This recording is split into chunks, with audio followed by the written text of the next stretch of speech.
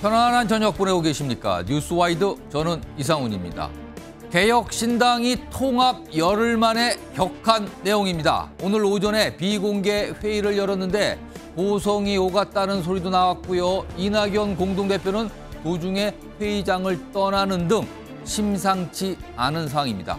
개혁신당의 조응천 최고위원으로부터 오늘 당이 왜 이런 모습인 건지, 지금 어떤 상황을 놓고 내용이 벌어지는지 자세히 좀 들어보겠습니다. 자, 한편 민주당에선 현역 중진이고 친문 인사인 홍영표, 이인영 의원 등이 빠진 여론조사가 진행됐다는 소식에 반발이 일고 있습니다. 설상가상으로 지지율마저 여당인 국민의힘에 밀리는 것으로 나타났는데요. 위기감이 지금 안팎으로 보도되고 있습니다. 자, 잠시만 채널 고정하시면 저는 바로 돌아오겠습니다.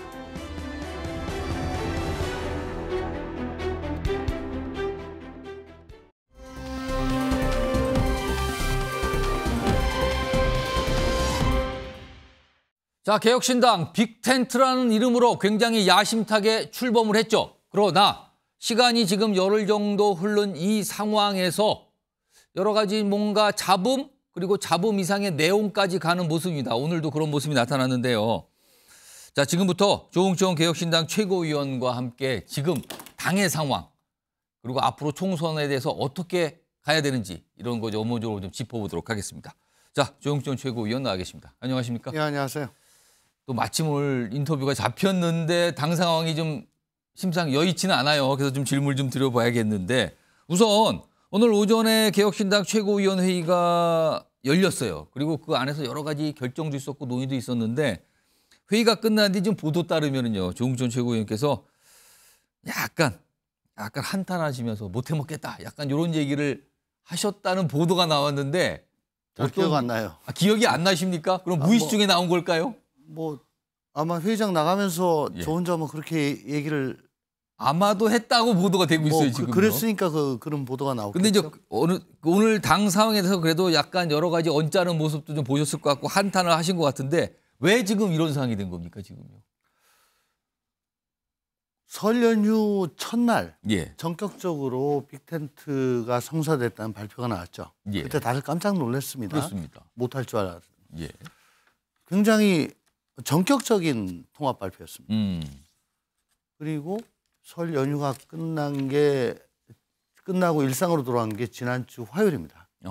화요일 이후에 일주일 동안 사실 이 빅텐트 개혁신당에서 제대로 된 정책이나 인선이나 비전과 가치 같은 걸 발표를 제 기억으로는 한 게 아무것도 없어요. 그렇습니다. 안 나왔습니다. 그렇습니다. 예. 그러니까 그건 조금 비틀어서 얘기를 하면은 예. 통합 발표가 좀 굉장히 빨랐다, 서둘러졌다. 완전하지 않은 상태에서 먼저 통합 발표가 됐다, 이렇게 봐야 되는 겁니까? 설 연휴 시작 전에 예. 일단 통합 발표가 나가야 된다라는 그런 생각에서 5개항을 합의를 했었는데, 예.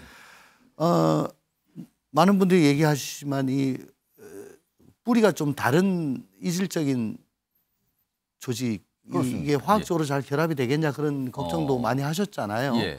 어쨌거나 빅텐트 발표는 했고, 그러면 이제 내부 통합을 해야 되잖아요. 예. 거기 당헌 당규도 있겠고, 조직도 있겠고, 정강 정책도 있겠고, 당원도 있겠고, 여러 가지 남녀가 만나서 결혼을 함에 있어서도 혼수 때문에 틀어지고 하는 경우도 있지 않습니까? 예. 하물며 4개 정파가 예. 만나가지고 빅텐트를 이루는데 오죽 많겠습니까, 그게? 그러니까 그런데 어떻게 일을 하다 보니까 예. 저희가 좀 선거에 대비해가지고 정책도 내고 인선도 하고 저기 제대로 굴러가네 라고 하는 걸 보여드려야 되는데 그걸 제대로 못했습니다. 그래서 오히려 통합으로 인한 시너지가 여론조사상 별로 나오지가 않았죠. 예. 정체가 됐죠. 4% 그렇습니다. 나왔나요? 그랬죠. 낮은 건 4%, 높은 것도 6%대 정도였어요. 네.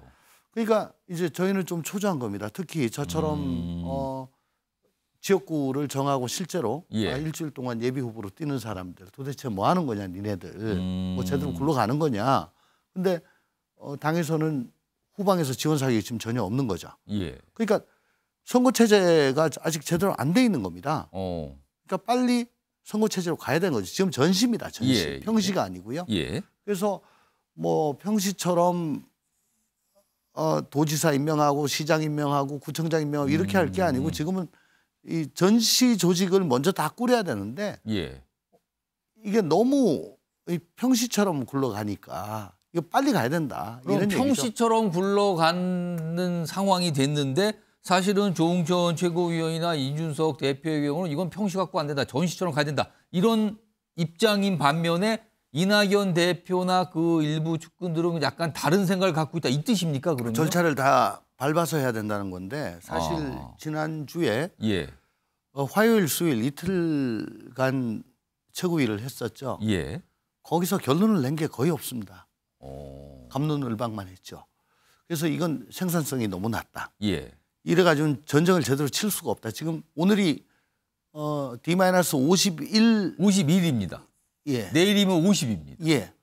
그리고 후보자 등록일을 감안하면 한 달 남았습니다. 예. 후보자 등록하면 그때부터는 각자 그냥 뛰는 거죠. 그러면 당에서 제대로 꾸리고 지원하고 발표하고 그 당의 기초 체력을 올릴 수 있는 기간이 한 달밖에 안 남았어요. 예. 근데 뭐 평시처럼 지금 할 수는 없는 거죠. 그러면은 그런 맥락에서 오늘 최고위원회에서 결정된 사항이 여러 가지가 있었는데 그냥 가장 주목을 받은 게 선거 캠페인 그리고 선거 정책과 관련된 결정의 전권을 이준석 공동대표가 맡게 된다. 이게 통과가 됐거든요. 그거는 그런 맥락이니까 지금 전시체제로 급하게 가야 된다. 이 뜻입니까? 전시체제로 가야 되는데 예. 하나하나 신중하게 다 합의를 하게 되면은 예. 이게 결론을 내는데 너무 오래 걸리거나 혹은 결론을 낼 수가 없는 그런 상황이기 때문에 이게 그러니까 선거에 대한 정권을 주는 것이 아니고 밖으로 드러나 보이는 것. 그러니까 정책에 관한 것도 예. 뭔가 계속 던지고 잽을 계속 날려야 되잖아요. 저기 예. 뭐 굴러간다 이런 거 하려고 하는구나.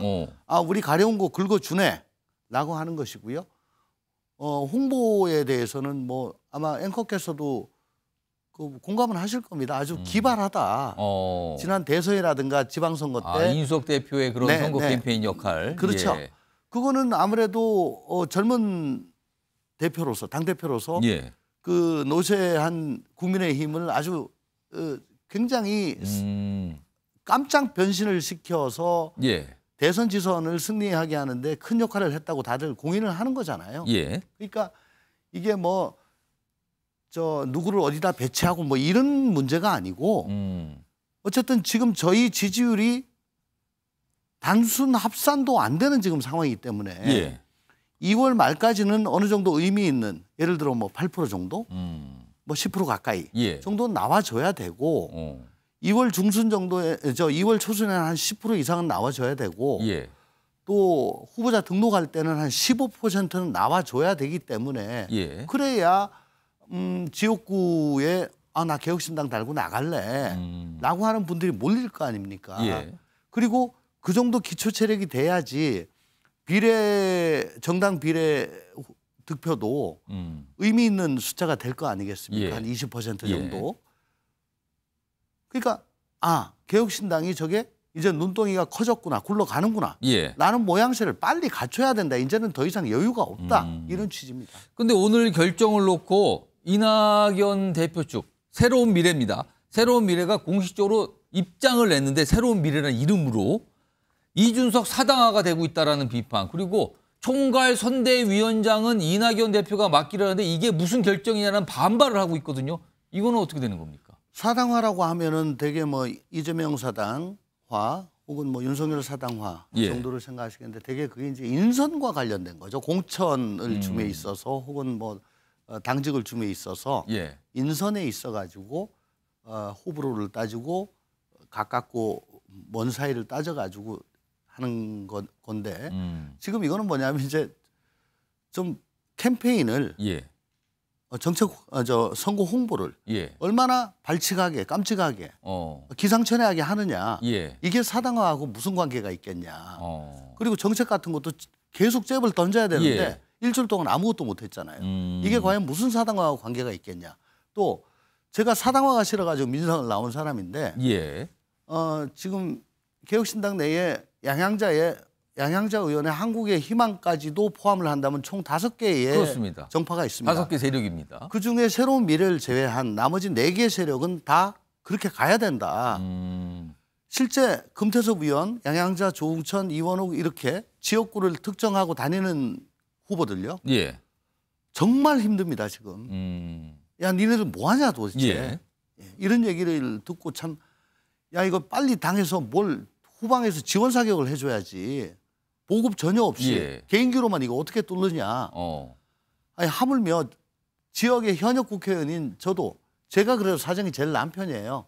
근데 니네당 왜 그러냐는 얘기 많이 듣는데요. 그렇다면 지금 이 5개 정파 중에 4개 정파가 찬성을 하고 오늘 그렇게 결정이 된 건데 네. 지금 새로운 미래, 그러니까 간단하게 말씀드리면은 이낙연 공동대표 측이에요. 여기는 강하게 반대한다는 뜻은 이낙연 대표 측에서는 지금 상황에 대해서 제대로 파악이나 대응을 못하고 있다. 이렇게 보시는 그럼에도 겁니까? 불구하고 어쨌든 통합할 예. 때 통합선대위원장을 이낙연 대표로 하기로 했잖냐. 그렇습니다. 예. 그러면 이것도 다 선거에 관한 것이기 때문에 예. 이 정권은 이낙연 대표한테 있다.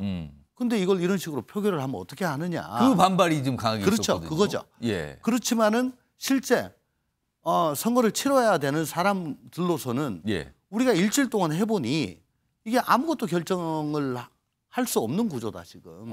그래가지고는 50일 동안 손발 다 묶이고 아무것도 안 하고 고사된다.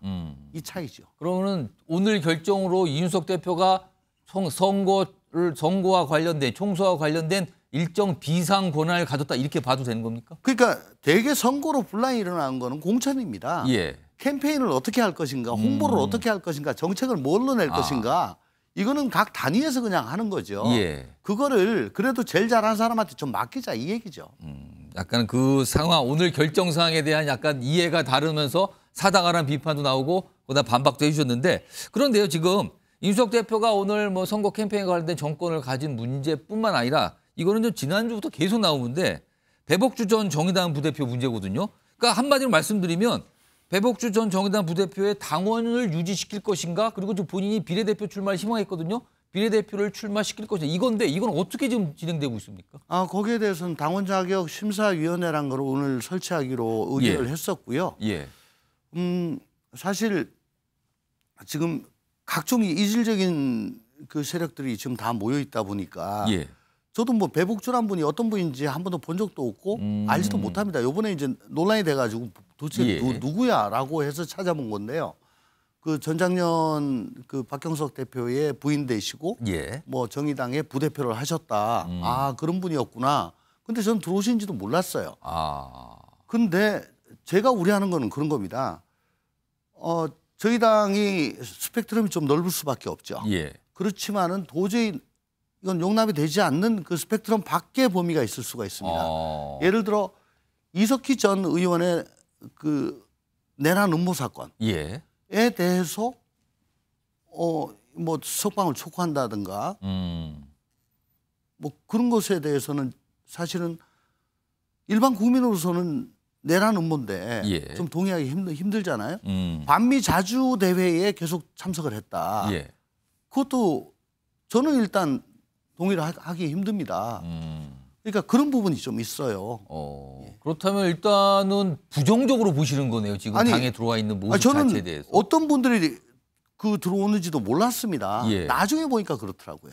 그렇다면 그런데 반미 자주까지 저희가 포용하기는 힘듭니다. 예를 들어 지금 민주개혁 진보연합인가요? 저 위성정당 있잖아요. 예. 민주당에서 하는 거. 그렇습니다. 저기서는 뭐 정말 종북 세력까지도 지금 들어올 우려가 예, 있습니다. 그런 논란이 좀 있어요. 저 같으면은 만약에 종북 주사파가 지금 들어왔다면은 아니 정상적인 선거 제도로서는 도저히 빠지를 달 수 없는데 지금 위성정당이라는 이 괴물 시스템으로 지금 들어온 거다라고 저는 격렬하게 비난을 할 겁니다. 예. 근데 만약에 그런 분이 우리 당에 계시고 만약에 비례로 응모를 했다라고 예. 한다면 아니 니네 당에도 있는데 지금 뭐 묻은 개를 나무로 한 거냐? 예. 라고 당장에 반격이 들어오겠죠. 요 배복주 전 부대표 문제가 또 또 다른 갈등의 어떤 지점이 되는 거 아닙니까 또? 아니, 그러니까 이 문제에 대해서. 지금 뭐 반미 자주 이런 것까지 저희가 용납할 정도의 체력이 안 됩니다. 아, 예. 알겠습니다. 그걸에 답이 다 있으신 것 같은데요. 그리고 최근에 이준석 대표가 공천관리위원장으로 김종인 전 위원장 얘기를 좀 살짝 꺼내놓았어요. 그리고 네. 여러 가지 말이 나는데 이게 가능한 상황입니까? 아니면 그냥 살짝 이런 인물이 있습니다라고 던지는 정도 수준이었습니까? 일단 김종인 위원장은 뭐 거절하셨다. 예, 거절했다고 나와요. 라고 하셔서 이게 뭐 실현 가능성이 얼마나 있는지 모르겠습니다만은 어쨌든 김종인 위원장께서는 뭐 역대 총선에서 한 번은 민주당, 한 번은 국민의힘, 뭐 좌로우로 넘나드시면서 예. 뭐 선거에서 뭐 마법 같은 그런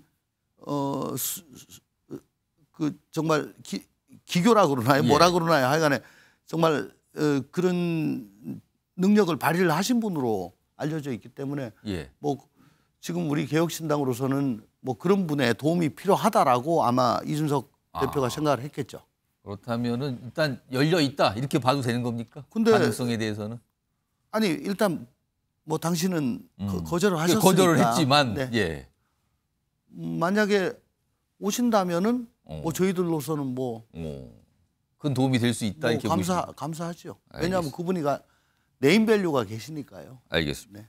지금 공동대표 맡고 있는 이준석, 이낙연 대표 지역구 출마 얘기는 그동안 꺼내놨거든요. 구체적으로 좀 지역구를 좀 특정하고 있습니까? 지금 그까지는 못 나갔고요. 어쨌든 지난주에 뭐 3가지 저 제시한 것 중에 저 동의를 한 게 한 번이라도 빠지를 달아본 전 현직 의원들은 다 지역구 출마하는 거다. 여기에 대해서는 다 동의를 하고 있는 상황입니다. 그러나 아직은 특정 지역구에 대해서 논의한 정도는 진척은 안 되고 있는 거네요. 네네. 근데 뭐 나가게 된다면 광주를 최우선적으로 생각하고 있다고 저번에 한번 말씀을 하신 걸로 기억을 합니다. 앞서서 오늘 결정된 사항 중에서 아까 선거 캠페인도 있었지만 선거 정책에 대한 결정권을 달라고 해서 그게 가결이 됐거든요. 이준석 대표 결정합니다. 근데 사실은 아까도 말씀드렸지만은 여러 정체성을 갖고 있는 정파가 하나의 당을 지금 만든 상황이잖아요. 예를 들어서 선거 정책도 사실은 굉장히 합의를 통해서 뭔가 나와야 될 텐데 예를 들면 이겁니다.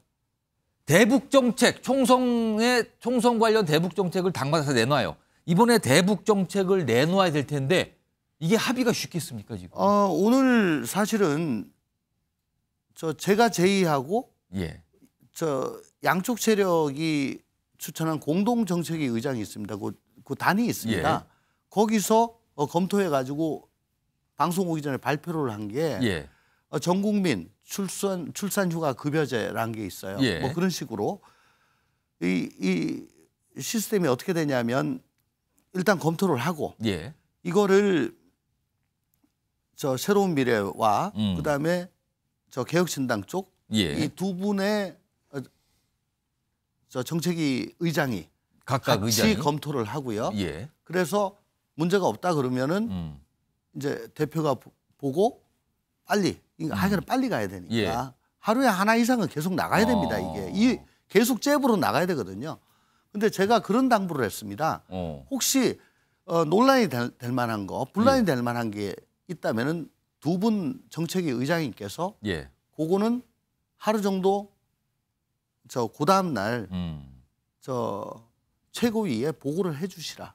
논의를 거쳐야 된다. 예. 그래서 그렇게 하기로 했습니다. 사실은 복지 정책, 사회 정책 같은 거는 합의가 쉬울 수 있지만 사실 대북 정책은 그동안 우리가 여야 사이가 완전히 첨예한 시각이 완전히 다른 정책이었잖아요. 아니 근데 거기에 대해서도 어느 정도 지금 뭐 차이가 그렇게 많지는 않은데요. 어쨌든 그런 식으로 해서 두 분이서 합의를 하고 또 좀 이거는 분란의 소지가 있다 하는 거는 최고위에서 바로잡기로 그렇게 했습니다. 지금 지역구, 그러니까 한 번이라도 국회의원 경험이 있으신 분은 지역구 출마하는 게 원칙이라고 지금 말씀하셨잖아요. 개혁신당 내에서. 네. 그래서 지금 지역구 출마 선언도 하셨는데 네. 유권자분들 만나보면 개혁신당에 대해서 뭐라고 말씀들 하십니까? 저야 뭐 8년 내내 그냥 쓴소리만 하고 다녀가지고 언제부턴가 괜찮어? 공천 받을 수 있어? 계속 그 걱정 하시다가 이제 결국은 나갔네. 민주당에 계실 때는 그 걱정들을 하셨다는 거잖아요. 나갔네. 힘들지. 아이고야 어떡하니. 이제 뭐 그런 얘기예요. 그러면 도와주십시오. 도와주시면 삽니다. 그러고 있는데 다만 야 그거 좀 잘해라 당. 잘해라. 좀 잘해라.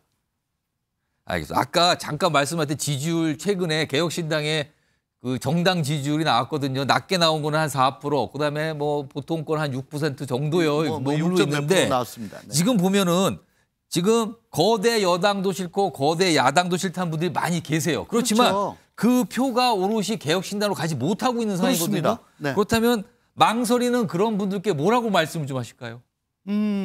어쨌거나 간에 과연 저당이 예.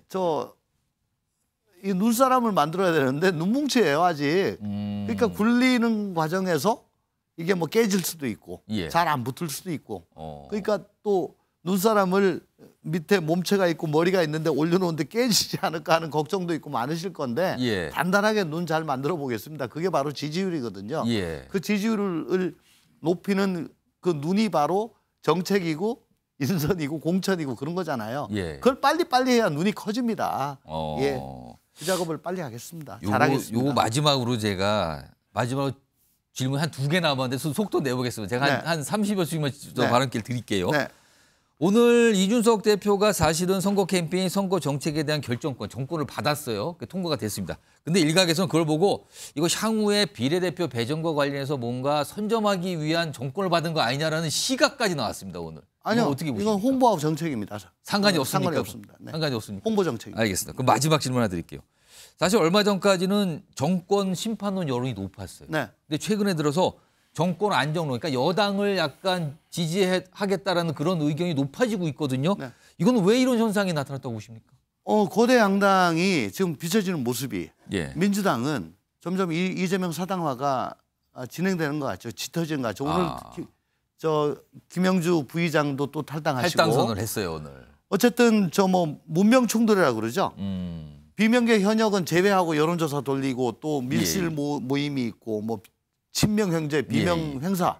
이게 오늘 본회의장에서 우리 동료 의원들 만나 뵈니까 예. 사실 걱정이 지금 굉장히 많으십니다. 아. 근데 국민의힘 저 보나마나 용산에서 찍어 누르기 할 거 아니냐, 윤심 공천할 거 아니냐 이렇게 생각을 했었는데 우리 누굽니까 김경률 비대위원장이 불출마 선언한 이후로 김경률 비대위원. 예, 고개 물꼬를 텄고 그다음에 김무성, 김성태 이런 굵직굵직하신 분들이 또 불출마하거나 수용하거나 그런 모습이었어요. 그렇습니다. 거기다가 대통령의 40년 지기인 석동현 변호사. 석동현 예. 그 민주평통사무처장 예. 그분이 컷오프 되는 걸 보고 야 이거 용산이 안 하나?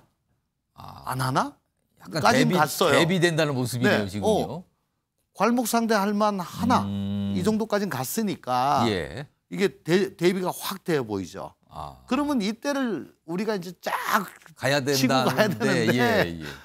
그래서 그거 하기 위해 가지고 오늘 이렇게 몽골 지금은 대평야에서 대회전을 해서는 할 수가 없습니다. 몽골 기병으로 가야죠. 방법이 없습니다. 그러니까 오늘이 몽골 기병으로 가기 위한 어떤 결정을 한 거다. 이런 설명을 좀 아까부터 계속 해주셨어요. 알겠습니다. 그렇습니다. 자, 시간이 벌써 훌쩍 지났네요. 오늘 말씀 여기까지 듣도록 하죠. 지금까지 조응천 개혁신당 최고위원이었습니다. 고맙습니다. 감사합니다. 네.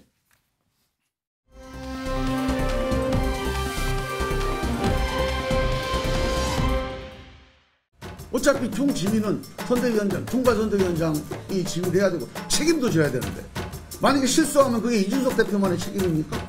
아무리 훌륭한 개인기가 있어도 다수의 지혜, 토론의 힘을 못 넘어섭니다. 저희가 사실 여러 정책들을 발표하려고 준비를 하고 있었습니다. 그런데 이제 그게 굉장히 판판이 이낙연 대표 쪽에서 좀 계속 제동을 거시는 상황이었어요.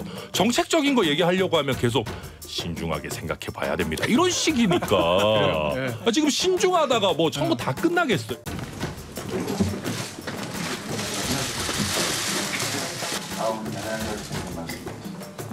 제가 애초에 한국인방과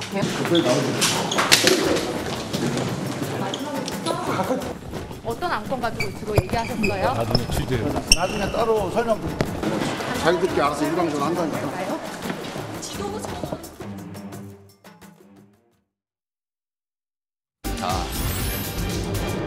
자, 이번 이슈 제목이 바로 나왔습니다. 이게 분명히 앞선 영상으로 먼저 확인을 했는데 내용을 이거 개혁신당 얘기거든요. 그런데 이 주제의 제목에 전두환이냐가 들어가 있습니다. 개혁신당인데요.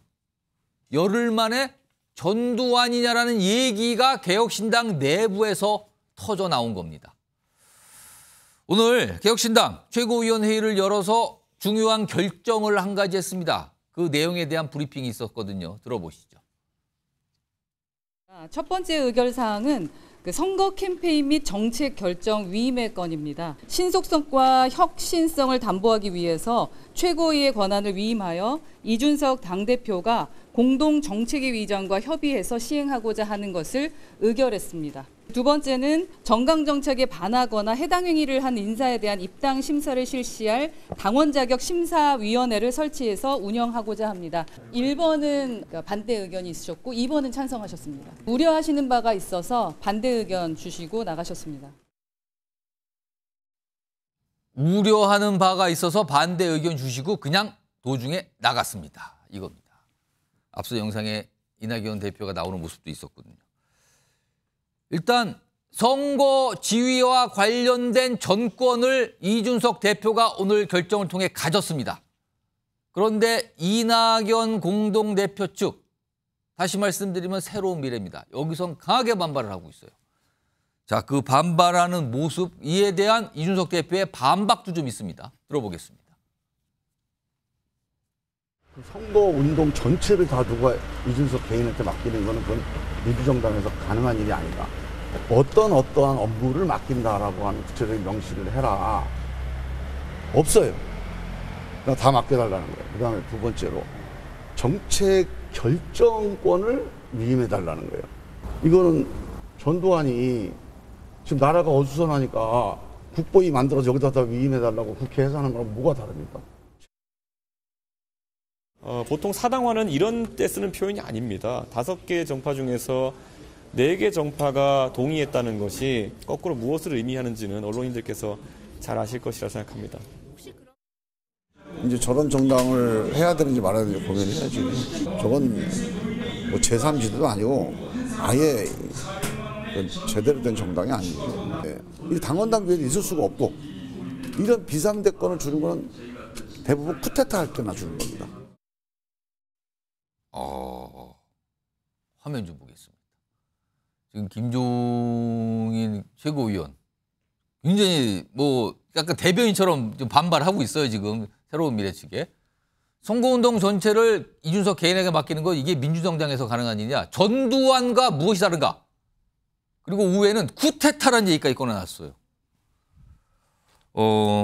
윤영걸 전 매경닷컴 대표 나와 계신데요.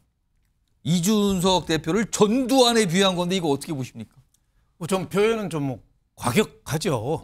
전두환 12.12 일으켜서 의회 해산하고 국보위 설치해서 뭐 거의 전두환 마음대로 했잖아요. 마음대로 했다. 그것처럼 오늘 일은 그 당이 처음에 생길 때 개혁신당이 생길 때 이준석 대표하고 이낙연 대표 공동체제로 운영하는 걸로 우리가 알고 있었잖아요. 그 대표도 공동대표입니다. 그렇죠. 공동대표인데 오늘자로 이준석은 회장이 됐고 기업으로 말하면 이낙연 대표는 고문이 됐어요. 회장 신설. 그렇죠. 고문 신설. 회장실에 고문이 됐어요. 그러니까 어떻게 보면 뒷방으로 좀 물러난 꼴이죠. 그래서 허은하 대변인도 얘기했잖아요. 앞으로 협의를 한다. 협의하고 합의하고 다르거든요. 네, 합의는 이낙연 대표 측하고 서로 상의해서 일치된 거를 할 수 있는데 지금은 협의. 어떻게 보면 통보만 해도 할 수 있는 거죠. 그냥 들어보겠다. 그렇죠. 그러니까 앞으로 이준석 대표 어떻게 보면 단독 체제로 밀고 나가고 또 다른 의원들이 일부 동의한 거는 이대로 가서는 당이 좀 분열이 있을 수 있으니까 서울 쪽 수도권에 있는 의원들이 신세대 20대 30대를 감안해서 좀 동의해 준 거 아닌가 뭐 이런 생각이 드는데 화무 11홍이라는 말 있잖아요. 꽃이 펴도 열을 가기 어렵다는 건데 이 개혁신당은 꽃도 피기 전에 시들게 생겼습니다. 오늘이 열흘 됐어요. 예, 꽃도 피기 전에. 화무 11홍도 안 될 정도로 니체가 그런 말 했잖아요. 괴물과 싸우는 사람은 괴물이 되는 걸 조심해야 된다고. 예? 그러니까 개혁신당이 이준석, 이낙연 대표가 기존 정당의 그 패권주의에 환멸을 느껴서 나왔는데 지금 하는 게 거기서 똑같은 걸 하고 있어요. 아주 미래가 굉장히 불투명하다. 제3지대가 거의 사라질 위험에 있다. 저는 이렇게 보고 있습니다. 김영주 전 민주당 의원님, 사실은 개혁신당의 주축이 된 이 정치 세력은 거대 정당 내부를 사당화다 이렇게 비판하면서 나오신 분들이 만든 거란 말이에요. 지금 개혁신당이. 근데 이런 개혁신당에서 지금 사당화라는 비판이 나왔어요. 여기서 이런 표현이 등장할 줄 아셨습니까? 사실은 예상하지 못했고 또 이준석 대표가 얘기하듯이 이렇게 사당화다라고 얘기까지 할 정도는 아닌 것 같습니다. 실제적으로 다만 이제 그런 차원보다는 실제로 돈 6억을 만든 배경은 이준석으로부터 한 푼도 보태진 바가 없는데 말하면 현역의 구성이라든지 앞으로 나아갔을 때에 지금 오늘 뭐 김영주 의원이 어떤 부의장께서 어떤 선택을 하실지는 모르지만 탈당하신다고 결과적으로 국민의힘으로부터 탈당할 가능성이 있는 사람들은 극히 소수로 보여요. 나중에 어떻게 될지 모르지만. 근데 앞으로 지금 현재 줄줄이 아마 호남 혹은 수도권에 있는 민주당 의원들이 제3지로 넘어올 수도 있는 부분이라서 결과적으로 우리가 지분이 더 큰데 왜 그 현실적으로는 줄줄이 탈당하고 있는 이준석계가 정권을 가지려고 하나? 이건 공평하지 못하다 이제 그런 이제 마인드가 있고요. 저는 그럼에도 불구하고 지금 현 상태에서는 이것은 그냥 선대위 홍보위원장 주듯이 그렇게 주는 것이지 그걸 뭐 모든 정권을 주는 그런 거 아니다. 다만 문제는 이준석 대표의 성격이 있는 겁니다. 그러니까 전체를 도모하면서 합의해 가면서 자기의 홍보위원장직이나 대표직을 수행해야 되는데 계속적으로 노인 무임승차라든지 또 여성 군인 할당제라든지 자기 정책의 색깔을 그대로 전체 개혁신당의 전체 말하자면 강요하는 그런 정도가 된다라면 이 당을 굳이 국민의힘 아닌 이 당에 투표를 해야 되느냐 하는 딜레마가 있어요. 지금 총선 정책에 대한 결정권까지 가진 거는 본인이 기존에 내놨던 그 정책을 관철시키려는 거 아닐까요? 그게 가장 큰 문제라고 봅니다. 사실은. 실제로 보면 제3당이 표를 우리가 준다고 하는 것은 국민의힘이 잘할 때 국민의힘에게 도움을 주고 민주당이 잘할 때 민주당에 도움이 줌으로써 이 서로 간의 어떤 대결적인 어떤 난국을 극복하는 상생의 정치를 하는데 도움이 돼서 결국 국민들이 바라는 정치를 만들기 위한 부분이거든요. 그럼 이준석 대표 스스로가 새로운 역할에 자기 롤 세팅을 다시 해야 돼요. 근데 과거와 같이 국민의힘과 대척점에 있는 역할 또 세대의 대표로서의 역할만 한다 그러면 굳이 그게 왜 제3지대로 가야 될 이유가 있습니까? 그런 부분에 대한 입장 차이가 김종민 의원하고 있다고 보여집니다. 지금 일단 이준석 대표가 어떤 권한을 갖는 문제에 대해서 굉장한 반발과 그게 왜 문제입니까? 이게 일단 오늘 격돌한 사항이었거든요. 그런데요. 오늘 열린 최고위원회의 회의 장면 중에 이 사진이 오늘 굉장히 눈길 잡았습니다. 화면에 있습니다.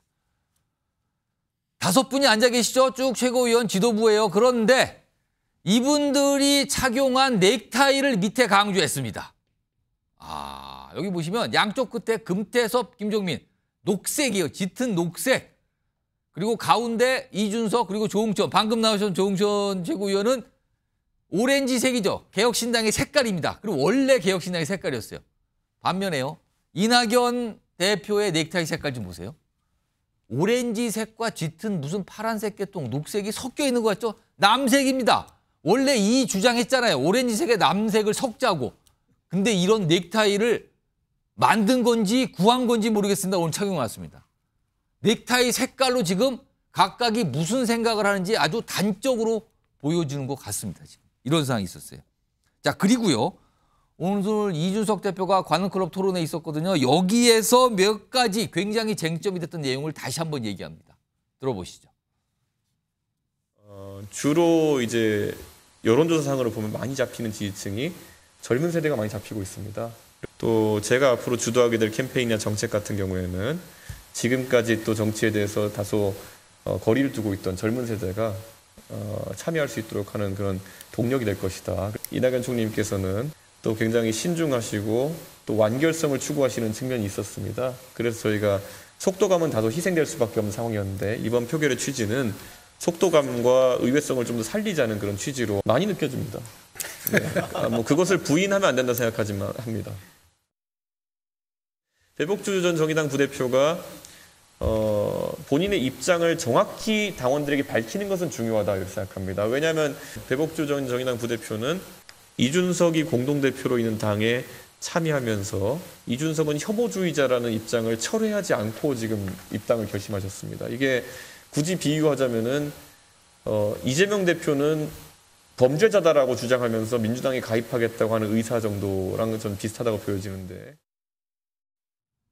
뭐가 많이 남아 있어요. 보면 지금 얘기하는 거 보면은 뭔가 지금 화학적 결합은커녕 물리적으로 지금 뭔가 섞이는 게 쉽지 않아 보이는 상황인데 정기란 교수님, 네.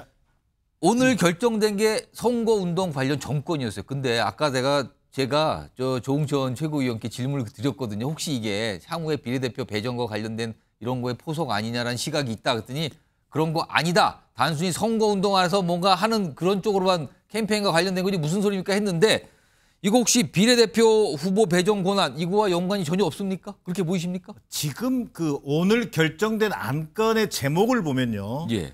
선거 캠페인 및 정책 결정 위임의 건입니다. 예. 그러니까 문자 그대로 해석한다면 비례대표 순번까지 우선권을 가지기 위해서 이준석 대표가 밀어붙인 거 아니냐라고 하는 주장은 좀 과도한 주장일 수 있다. 예. 그러나 정치라고 하는 게 어떤 전권과 위임을 받는다는 것 자체가 여러 가지 가능성을 내포하고 있기 때문에 전권 그리고 선거운동이라는 게 보기에 따라서 굉장히 테두리가 포괄적으로 해석할 수 있잖아요. 예. 그것 때문에 거기에 반대했던 이낙연 전 대표나 또는 김종민 의원 등이 예. 아마 주장을 이렇게 하고 있는 걸로 보여집니다. 자, 그런데 저는 오늘 결과가요. 두 가지 의미가 있다고 봐요. 첫 번째는 개혁신당이라고 하는 것이 최고위를 구성했습니다만 개혁신당 이퀄 이준석 당대표 체제다라고 하는 것을 분명히 한 오늘 그걸 선언한 셈입니까? 정치적 의미가 있다.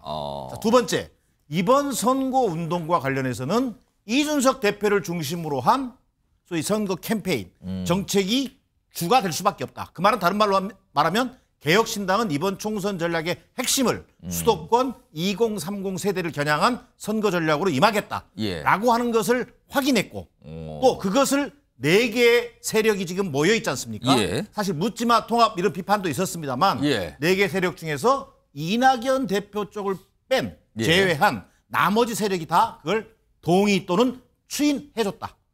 그러면은 이낙연 대표 쪽 새로운 미래요? 여기는 지금 개혁신당 내부에서 고립되는 겁니까? 고립이라고 생각할 수 있겠습니다. 자, 그러나 이준석 대표에게 일단 남은 과제는 하나 만들어진 거다. 자, 어느 정당이나 갈등이라고 하는 것은 별 문제가 안 됩니다. 예. 오히려 이 갈등을 어떻게 조정하고 합의를 이끌어내느냐가 핵심입니다. 저는 이준석 대표를 중심으로 한 이 개혁신당 지도부가 말 그대로 기존의 거대 양당과는 달리 예. 이런 갈등을 합의해내고 또 정책의 우선순위를 정리해내고 예. 이런 것들을 보여주어야만이 국민들로부터 저 사람들은 그래도 좀 다르구나. 예. 새로운 정치 세력을 지향할 만하다라는 그런 평가를 받을 수 있을 것으로 봅니다. 그런 면에서 본다면 이번 갈등을 어떻게 해결하느냐가 아마 개혁신당의 성패를 좌우할 걸로 보여집니다. 자, 개혁신당 뭐 4개 세력 또는 더 넓히면 5개 세력이 합당을 한 거예요. 자, 그렇다면 개혁신당이라는 빅텐트 이름으로 합당을 했으면 통상적으로 모든 발표 내용이나 논평은 개혁신당 이름으로 나가는 게 통상적이고 상식적입니다. 그런데요, 어제부터 그런 모습이 아니었습니다. 화면 보겠습니다. 지금 다툼이 생긴 거죠. 여기 보시면 오늘 나온 거에 특히 오늘 어제도 그랬지만 오늘 나온 것 중에 오늘 개혁신당 최고위원회는 이준석 사당을 공식적으로 의결했습니다. 강력히 비판하는 내용을 담으면서 밑에 보세요. 이 명의가 뭔지 알려드림. 이 알림의 명의가 새로운 미래 공부실이에요. 새로운 미래 공부실이 어떻게 되는 겁니까? 개혁신당 아니고요. 개혁신당 공부실이 아니고요. 다음 하나 더 보죠. 이렇게 각각 제각각 나옵니다. 새로운 미래 공보실로도 나오고요. 개혁신당 공보본부라는 이름으로 나옵니다. 그럼 두 당은 다른 당입니까? 어떻게 된 겁니까 지금? 김철현 교수님? 네.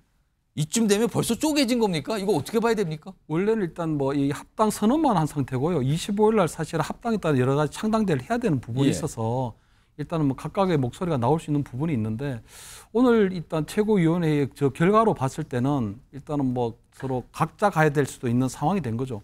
그렇다면은 지금 합당 선언하고 며칠 만에 다시 떨어질 수도 있다고 보시는 거예요? 그렇습니다. 왜냐하면 지금 보면 그 이낙연 대표가 조금 방심한 것 같아요.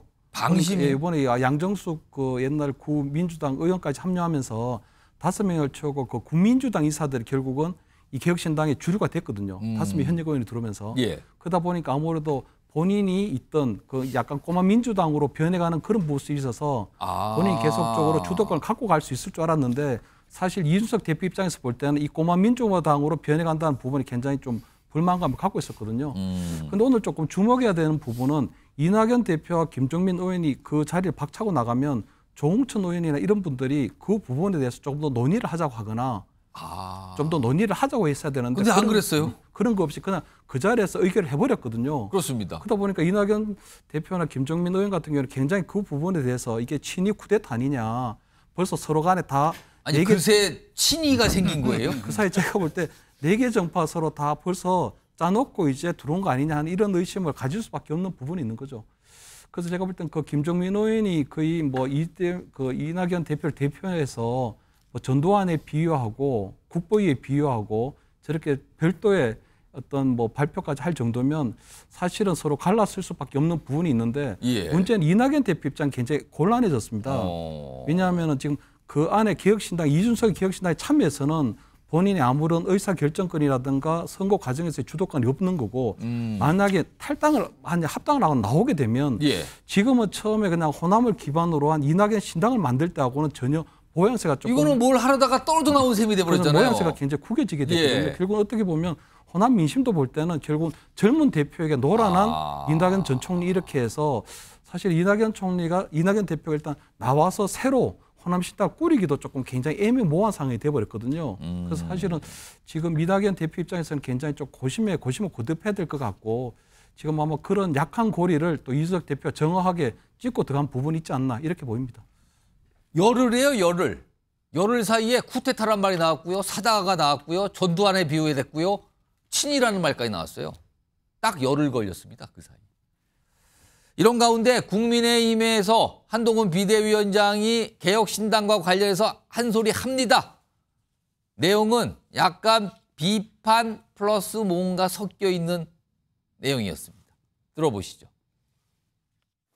당초 생각에 전혀 같지 않았던 사람들이 위장결혼하듯이 창당한 다음에 하루 전에 맞춰서 돈 받아가는 거. 그래놓고 지금 일주일도 안 돼서 거의 이혼하려고 들지 않아요?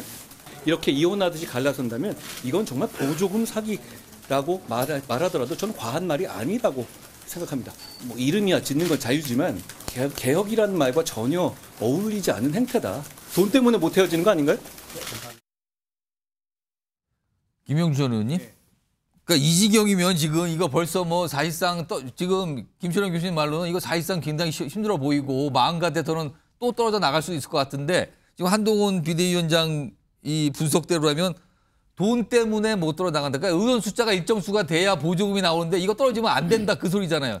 그렇게 보이십니까 지금? 그렇게까지 해석할 수는 없습니다만은 어쨌든 돈과 관련된 분란으로 보여지는 부분이 있습니다. 왜냐하면 이제 홍보비라는 게 전체 경비의 70%에 해당되거든요. 실제로 선거 비용에서. 지금 현재 뭐 아직까지 본 선거가 치르지 않습니다만 만약 이제 총선이 체제가 된다면 이 체제로 간다라고 하면 전체 홍보비의 권한은 지출 권한은 이준석 대표가 지는 그렇습니다. 겁니다. 지금 선거 지휘 권한을 가졌거든요. 예. 그래서 제가 이제 서울시장 선거 때 홍보본부장을 한번 한 적이 있었는데 40억 중에 30억이 자원봉사자 인건비 빼고 다 홍보비예요. 현수막 광고, 뭐 책자, 무슨 뭐 로고송 전부 다 홍보. 제가 그때 많이 배웠거든요. 그러면 사실상 선거 관련 예산 권한도 가졌다고 봐야 되는 겁니까? 제가 다 하는 거죠. 제가 실제로 보면 공부하는 거 프레젠테이션 심사해서 적격하고 계약하고 뭐 라디오 광고 계약하고 전체를 다 집행하는 겁니다. 그러니까 실제적으로 나머지 집행은 뭐 있습니까? 선거할 때 이렇게 뭐 기호 몇 번 들고 선거 운동은 그냥 공식적으로 적용돼 있는 사람들한테 돈 나가는 것밖에 없습니다. 그러니까 실권에 대한 부분은 전체적으로 앞으로 이 체제로 만약 간다 그러면 전체가 다 이준석 대표가 간다는 거고요. 정책을 어떻게 한다는 또 다른 문제인 것 같습니다. 아까 종전은 보니까 양당의 공동 정책위원장이 조율해서 한다. 그러면 되는 건데 이 체제로 계속 간다 그러면 전체 선거 비용의 전체 당에서 집행하는 비용의 80% 가까이가 이준석 대표한테 간다는 뜻이고 간단한 문제가 아니고 결국 낮게 봐도 돈 문제로부터 비롯됐다고 얘기할 수 있고 또 역으로 보면 전 문제 때문에 헤어질 수도 없는 그런 상황이 있고 또 하나는 전혀 다르게 여전히 이 사람들의 지지율은 4% 5%에 불과하지만 제 양당 체제를 혐오하고 새로운 제3당을 기대하는 숫자가 15%가 있습니다. 이 사람들이 조금 더 잘 추스려서 간다 그러면 사실은 적지 않은 성과를 낼 수 있는 절호의 찬스이기도 하기 때문에 조금 더 기다려 보시면 뭔가 이렇게 그나마도 좀 추스리고 갈 수 있는 방향이 되지 않을까 보여집니다. 지금요 국회에서 개혁신당 관계자분들이 뭔가 목소리를 내고 설명을 하는 시간을 갖겠다고 좀 예고가 돼 있어요. 개혁신당의 내부의 각 정치 세력을 대표하시는 분들이 국회에서 뭔가 설명한다고 예고가 돼 있거든요. 근데 이게요. 뭔가 통합과 다시 한번 화합하자는 얘기를 하는 자리일지 아니면 이참에 아예 갈라섭시다라고 얘기하는 자리일지 아직은 모릅니다만 뭔가 지금 움직임이 있습니다. 지금요. 그 내용이 속보로 들어온 대로 바로 전해드리도록 하겠습니다.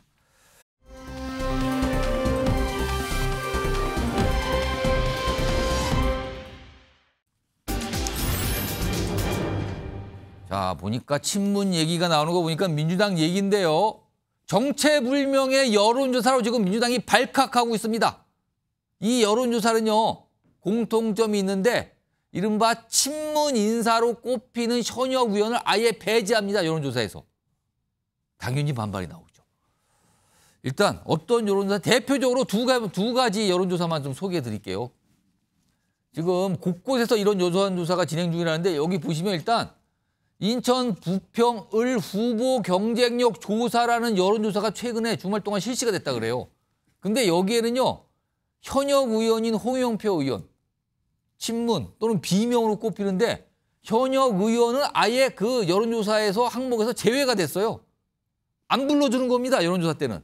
그리고 다른 2명을 놓고 어떻게 생각하냐고 조사하는 겁니다. 현역이 빠졌어요. 중진이. 다음 하나 더 보죠. 서울 구로가 후보 경쟁력 조사인데 여기도 이인영 의원이 현역 의원이거든요. 근데 여기서 또 빠졌어요. 다른 인물과 경쟁 후보를 놓고 조사를 하는 겁니다. 그러면 이거는 현역 의원을 뺀 건데요. 근데 그 현역 의원들의 공통점은 친문으로 꼽히셨던 분들 또는 비명으로 꼽히셨던 중진 의원들이에요. 그리고 이런 비슷한 여론조사가 다른 곳에서도 많이 진행이 됐고 진행 중이라 그럽니다. 지금요. 자, 이와 관련해서 최근에 민주당의 공천과 관련해서 강하게 반발하고 계신 분 있죠? 오늘도 기자회견했습니다. 들어보시죠. 전혀 맨 하위에 있는 후보가 어떻게 해서 맨 위로 그것도 20%포인트 이상 차이가 나게 그렇게 나왔을까. 8년 내내 제 보좌관을 한 사람인데 이재명 대표의 최측근이라고 하는 정아무개 씨의 절친입니다. 그런 밑작업을 경기도 팀에서 한다면 공당에서 용납이 될 수 있는 행위인가. 제가 뭐 실명은 얘기 안 해도 여러분들이 다 짐작을 하실 테니까 저는 그 정아무개 씨도 성남 시절부터 잘 알고요. 정기환 교수님, 우선 이 후보 경쟁력 조사라는 거잖아요. 어떤 지역에 출마할 예비 후보 등등등 대상으로. 그런데 그러면서 현역 의원을 제외한 경쟁력 여론조사. 이거 어떻게 봐야 되는 겁니까, 이거는? 먼저 좀 그 정리를 할 필요가 있는 게 예. 정체불명의 여론조사라는 표현은 맞지는 않습니다. 아, 그렇습니까? 이것은 당에서 실시하고 있는 비공개 여론조사라는 표현이 정확하게 맞을 겁니다. 근데 당에서는 지도부가 모른다고 얘기하고 있어요. 당은 이제 사실관계를 확인시켜주지 않는 거죠. 모른다. 이게 비공개 자료이기 때문에. 그렇게 이 당에서 대응을 잘해야 되는 건데 제가 왜 단정적으로 이렇게 말씀을 드리냐면 이건 여야 할 것 없이 이런 비공개 여론조사는 다 하고 있습니다. 자, 그래서 왜 그러냐? 자, 오늘 현재 벌써 민주당은 영입 인사가 25명, 25 영입 인사가 발표됐습니다. 그럼 이 25명의 영입 인사는 어딘가에 지역구가 자리가 나야 됩니다. 영입을 했으니까. 영입을 했기 때문에 이 사람들을 공천을 하려고 영입한 예. 거 아니겠어요? 예. 이 당의 어떤 혁신 공천의 상징으로 영입을 했는데 근데 대부분 이분들이 지역구 경선을 통해서 공천이라는 관문을 뚫기는 대단히 어렵습니다. 그동안 한 게 없잖아요. 예. 근데 지역에서 뭐 4년 동안 8년 동안 몸담은 사람이 많지 않습니까? 그러다 보니까 그분들을 위해서 단도직입적으로 이렇게 단순화시켜서 얘기하면 25개의 지역구를 비워야 됩니다. 그다음에 현역 의원 컷오프를 통해서라도 또 그 숫자를 확보해야 됩니다. 그러니까 비공개로 조사를 해보는 당연히 거다. 비공개로 조사를 할 수밖에 없습니다. 그런데 누가 들어가야 예. 상대 후보를 이길 수 있는지. 그런데 여기에 현역 의원을 그것도 친문으로 꼽히시는 분들이 많이 있는 현역으로 꼽히시는 분들을 제외해서 조사하는 건 뭡니까? 자, 그 친문은 일단 배제 대상이 될 가능성이 높다고 봐야 되겠죠. 그렇다면 컷오프 대상 컷오프 가능성이 높아 보인다는 거예요. 그다음에 하위 20%에 포함됐을 가능성이 높아 보입니다. 이런 것들이 전제가 돼서 조사를 하는 겁니다. 그렇기 때문에 거기 여론조사에 본인 이름이 빠진 현역 의원들이 반발할 수밖에 없는 겁니다. 자, 그래서 이것은 철저하게 비공개 참고 자료로만 활용되는 것이 그동안 당의 관행이었습니다. 다 알려줬잖아요, 지금. 다 알려줬다. 이게 어찌 보면 우리나라처럼 여론조사로 후보를 결정하고 공천을 결정하는 방식은 세계 어느 나라를 봐도 우리나라 외에는 거의 없습니다. 그런 것 같아요. 그러다 보니까 이런 이제 거기다가 여론조사에 또 얼마나 우리가 훈련돼 있습니까? 모든 권리당원들이나 강성 지지자들은요 여론조사에 어떻게 하면 대응하는지까지 다 알고 있습니다. 그러다 보니까 이 여론조사가 갖는 이제 그 뭐랄까 어두운 면이 나오게 되는 건데요. 예. 저는 이걸 이게 당 차원에서 이게 그러면 왜 현역들을 통해서 문제가 돼? 이걸 그럼 당이 어떻게 만약에 이 문제를 풀 거냐는 거예요. 자, 당장에요. 저는 당에서 지금 대응을 잘못하고 있다고 생각합니다. 일단은 이 전체적인 이 당에서 이 여론조사가 비공개로 실시되고 있다는 걸 확인하고 이것은 공천 심사 자료의 참고 자료라고 하는 것을 좀 분명히 할 필요가 있다. 그다음 두 번째 더 나아가서 이게 특정 지역구의 친명이 아닌 비명 또는 뭐 이런 인사들에 집중돼 있다는 것에 대한 분명한 해명을 해줘야 됩니다. 그럴 때 많이 비선 공천, 밀실 공천 얘기가 없어집니다. 그러나 지금까지 진행 방식은 오늘 임혁백 공천관리위원장이 언급했듯이 예. 이미 밀실 공천이 어느 정도 진행되었다는 것을 확인해 준 셈입니다. 그럼 여기에 대한 대응이 나와야 되겠죠. 지금 이 여론조사에 대해서 아까 정체불명이다라는 평가가 있지만 정체불명 아니고 원래 비공개로 하는 겁니다는 설명도 나왔어요. 지금요. 지금 정기남 교수님이 말씀하셨는데 그런데 당의 지도부는요. 이 질문을 하면 그럼 모르겠는데요. 뭐 하도 많아서 그게 구별이 안 되는데 이렇게 설명합니다. 들어보시죠. 글쎄요. 그런 부분들은 당에서 실제로 진행한 것인지 또 뭐 다른 곳에서 한 건지 이런 것들을 구별해내기는 좀 어려운 상황입니다. 저희 전략공천위원회 단위에서 한 부분이 아니기 때문에 제가 그 깊은 부분까지는 제가 아는 바가 없습니다. 다만 당의 각 단위에서 여론조사를 할 수도 있고 또 개별 의원들 또 상대 당들 다양한 채널과 방법이 있기 때문에 뭐 저희 당에서만 하는 것이 아니다. 이렇게.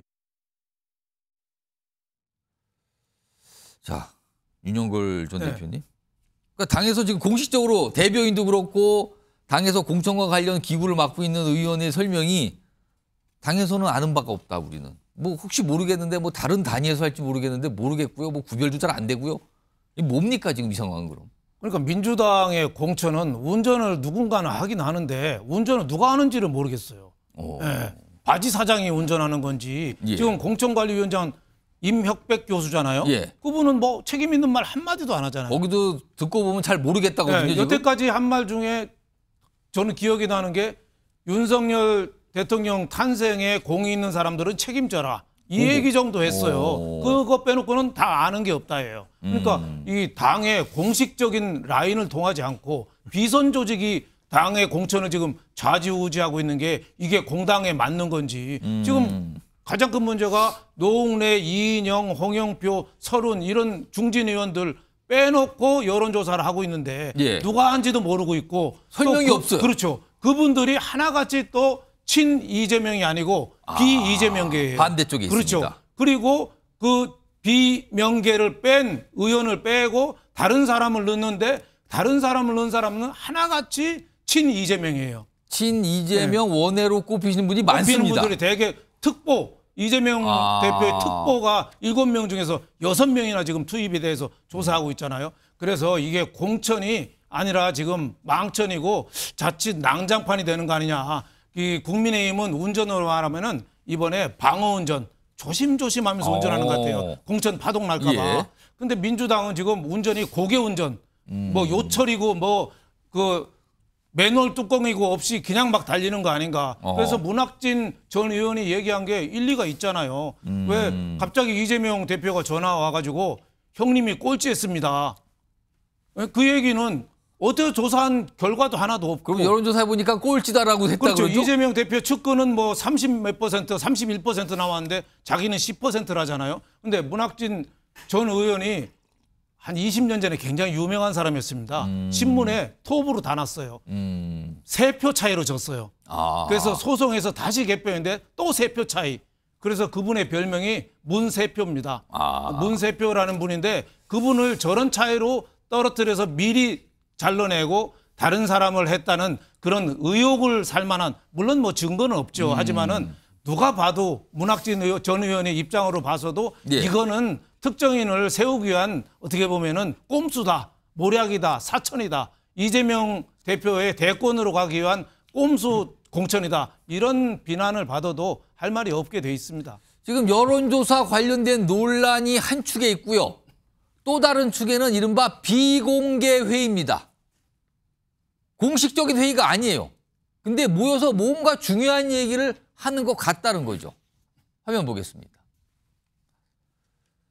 이재명 대표 사무실에서 월요일마다 비공개 회의를 한다. 이런 보도가 나왔어요. 그리고 여기 참석 인원을 보시면 공통점이 있습니다. 이재명 대표와 아주 가까우신 분들. 그리고 당의 어떤 당직을 맡으신 분들. 근데 공천관리위원회라는 조직이 있고요. 또 전략공천만 따로 담당하는 조직도 있는데 여기에서 최근에 무슨 공천 관련 얘기를 하는 거 아니냐. 이런 보도가 계속 나와요. 다음 하나 더 보겠습니다. 그리고 또 다른 회의가 있어요. 실무자들 회의가 있습니다. 여기는 당대표 비서실장 등등등이 참석하는 또 회의가, 또 다른 회의가 있다 그래요. 여기는 이재명 대표는 참석 안 한다고 또 알려져 있죠. 이런 보도가 계속 나오고 있는데 물론 이와 관련해서 당에서는요. 공식적으로 그런 거 확인 안 되는데요. 모르는데요 라고 얘기합니다. 들어보겠습니다. 그런 회의에 참석한 분들이 없잖아요. 확인이 전혀 안 되는 이야기입니다. 아니 그 회의에 참석하신 분들이 없다니까요. 민주당 이재명 대표는 소통을 위해서 또 여러 가지 정보 수집을 위해서 할 수 있는 겁니다. 네. 정당은 하는 겁니다. 그런데 왜 걸리고 하느냐 이거지. 왜 그렇게 서투르게 하느냐. 네. 김대중 대통령처럼 안 걸리고 해야지. 박지원처럼 안 걸리고 해야지. 그것이 문제지. 저는 이재명 대표로서는 당연히 할 수 있다. 그렇게 봅니다. 자, 김영주 전 의원님. 원래 이런 비공식 회의가 선거 때는 좀 있는 겁니까? 지금 보면 이걸 왜 걸리냐라고 또 얘기가 나오네요. 뭐 있을 수 있죠. 뭐 어쨌든 그런 기조에 대해서는 내부적으로 공간위가 다 하기 어려운 여러 가지 부분들이 있을 수 있고, 그런데 방금 이제 그 박현 원장 말씀하셨다시피 과거에 안 걸리고 한 거죠. 그것 자체가 그럼 이번에 걸린 거예요, 그러면은? 걸린 거죠. 저렇게 뭐 저것도 뭐 부정하고 있으니까 걸린 건지 안 걸린지 모르겠습니다만 지금 확인 안 된다고만 설명하고 잡음이 있어요. 이렇게 나온 거 자체, 뭐 818호 이야기 나온 거 자체, 또 혹은 아직 뭐 본인들도 부인하고 있습니다만은 특히 당직을 안 맡는 사람이 들어가 있다라고 하는 것 자체가 굉장히 문제가 있는. 그러니까 정성호 의원이 있었다든지. 정성호 의원 얘기가 있었죠. 예, 그 모두 뭐 그런 내용 부분은 중에요. 뭐 다 부인하고 있습니다만은 어쨌든 또 혹은 지금 현재 더 곤란하게는 이명박 공관위원장은 또 일부 인정하는 발언도 하셨어요. 밀실 공천 앞으로 없도록 하겠다. 그렇게 어리숙한 아마추어적인 그런 공관위가 어디 있습니까? 그리고 실제적으로 보면 모든 국민의힘에서는 공관위원장이 중심이고 공관위원들의 얼굴이 나와 있잖아요. 예를 들면. 그렇습니다. 예. 근데 민주당의 공관위원장 제외하고 공관위원장이 어디 화면에 보인 적이 있습니까? 안규백 위원장도 마찬가지. 문학진 전 의원 일에 대해서 우리가 돌린 거 아닌데, 예. 뭐 경기도 팀, 뭐 말하자면 뭐 정머시기 예. 이렇게 얘기하니까 지금 현재 단순히 당 대표실 주변의 한 팀, 그다음에 실제로 천준호 뭐 김성환 실무팀 또 경기도 같은 경우는 또 정진상 팀 이렇게 비선이 거의 다 전체적으로 말하자면 활동하고 있다. 그렇게 되면 그야말로 어떤 결정이 나오든 간에 승복할 수 있는 분위기가 아니라는 거죠. 지금 제가 국민의힘에 부러운 것은 국민의힘의 정윤환 그 공관위원장의 말씀에 대해서 예. 전체적으로 다 뭐 김성태 의원이고 뭐고 간에 수긍할 수밖에 없는 권위를 지니기 시작했어요. 지금까지는. 예. 앞으로 마지막 부분에서 얼마나 어떤 모르겠지만. 일이 일어날지 예. 모르지만 지금까지는 예. 대개적으로 그 분위기에 권위를 인정할 수밖에 없는 기조로 가고 있는데 방금 지금 이 자리에서도 얘기가 있었습니다만은 누가 권위의 중심에 있고 누가 결정하는지를 아직까지 민주당은 모르겠어요. 그게 가장 큰 문제라고 보여집니다. 그래서 그런지 뭐 공천 얘기하면 이재명 대표만 쳐다보시는 분들이 민주당 안팎에 있다 이런 얘기가 들리는데 이 주제와 관련해서 사실 국민의힘에서 좀 비판하고 있거든요. 국민의힘은 상대적으로 조용히 공천이 진행되니까 나올 말이고요. 그리고 오늘 민주당에서 탈당 선언하신 분이 있어요. 이 목소리 좀 들어보겠습니다. 최근 민주당은 전화 컷오프, 밀실회의 등 무늬만 시스템 공천으로 당내 민주주의의 실종을 여실히 드러내고 있습니다. 태생부터 잘못된 선거제를 고집하더니 우리 민주주의와 선거를 어디까지 혼탁하게 만들지 걱정입니다. 저는 이제 민주당을 떠나려고 합니다. 저는 친명도 아니고 반명도 아닙니다. 하지만 그런 저를 반명으로 낙인 찍었고 이번 공천에서 떨어뜨리기 위한 명분으로 평가 점수가 만들어졌다고 판단합니다. 지금의 민주당은 이재명 대표 사당으로 전락했습니다. 자, 이렇게 반발하고 오늘 탈당 선언까지 했어요. 국회 부의장. 민주당 몫의 국회 부의장을 하셨고 4선 의원인 김영주 의원까지 오늘 탈당한다고 했어요. 본인이 컷오프 했는데 이거 이상하다. 못 받으리다. 뭐 이런 분위기죠. 공천과 관련해서. 자, 이런 가운데 지금 속보가 들어왔는데요. 앞서 말씀드렸죠. 개혁신당 관련해서 지금 상황이 심상치 않다 그랬는데요. 그와 관련된 지금 속보가 들어왔다 그러는데요.